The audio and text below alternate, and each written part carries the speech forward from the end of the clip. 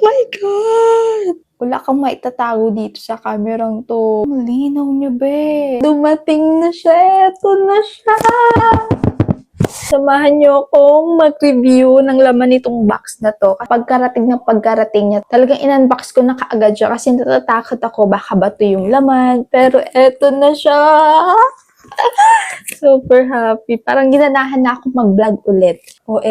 Ayan, excited na ako. Nawawalan na ako ng gana. Yung pala, kailangan ko lang pala ng konting pa-boost. Self-reward. Matagal ko nang gusto to. Pero eto na, at hindi siya naging bato. Kasi dumating siyang safe. Nauna na yung unboxing ko nito. Pero hindi ko pa nabubuksan yung camera nito. Oh my God! Ito yung essential bundle. Ganito siya kalaki. Tsaka nung naka-bubble wrap siya, may balot pa siya ng isang kahon para nga hindi malaman o mabutas yung bubble wrap para hindi masilip na Insta360 pala yung laman ng parcel. Buti na lang dinoble box nila kahit naka-box na. Let's go! Let's open this. Ayan. Tapos meron pa silang invoice, original copy yan. Kaya kung nagdadalawang isip ka pa rin, mag-pay later, mag-order ng Insta360 dito online. Ako, harapin mo na rin yung takot mo na yan. Eto na, sample na to na legit yung darating sa'yo. Alam nyo ba, chinek ko na rin to sa website nila, sa support page ng Insta360 kung legit ba o original ba tong nabili ko at legit na legit. Meron siyang stick, nahahabaan to. Ito yung invisible stick. Ayan. Sobrang haba niya. Tapos, andito yung manual. Sobrang daming babasahin nito.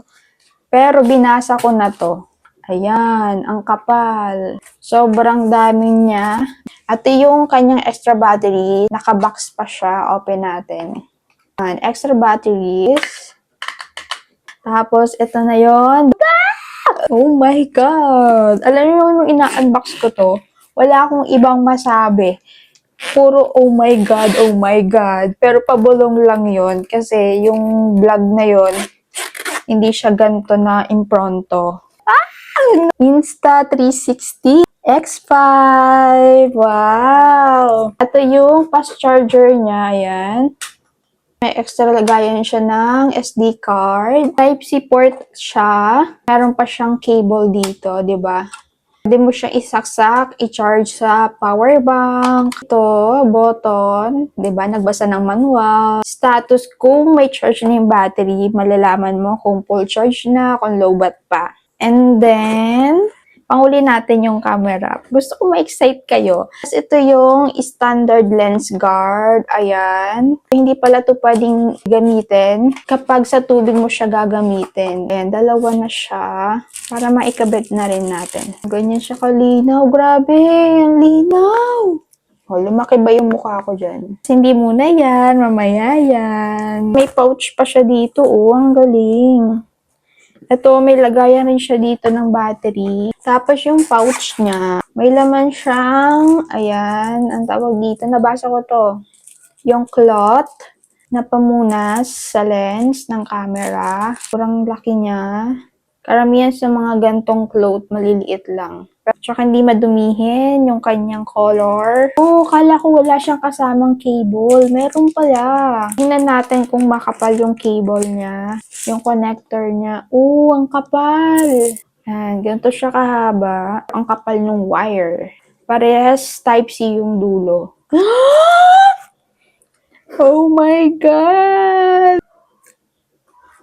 Try natin dito sa pouch kung kasya siya. Para na akong may dalang salamin. Try na natin yung buksan. Oh my God! So, kaya gustong-gusto kong bumili ng 360. Dito mo lang siya nilagay na pwesto. Buong area kitang-kita na. Kaya gustong-gusto ko ng 360. Hindi katulad sa cellphone na kailangan mo pa siyang ipalit o ilipat ng angulo para makuha mo yung angulo na gusto mo. Okay. At to speaker to.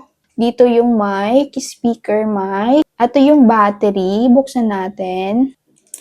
Nasa loob yung kanyang SD card. Iba pa yung extra battery kanina. Balik lang natin.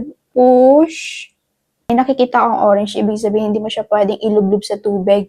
Waterproof na siya. Kailangan mawala yung orange. Ayan, ibig sabihin nakalock na. Tapos sa baba, yung salpakan ng ating visible stick. Akala ko dito design na, button pala siya. Buksan na natin. 2, 3, 4. Hala! Ganito lang siya kalaki. Oh my God. Power button niya. 1, 2, 3, go! Oh my God! Download the Insta360 app. Activated down. Sobrang linaw. Grabe, tingnan nyo. Ang linaw niya, be. Tingnan nyo, papaharap ko siya sa akin. O, diba? Wala kang maitatago dito sa kamerang to. Oh, pwede siya single lens lang. Wow! May pa-filter din siya. Pero gusto ko natural look lang. Kung gusto mo rin makabili ng legit din na safe na darating sa'yo, ilalagay ko yung link sa comment section o kaya naman dyan sa ating yellow basket.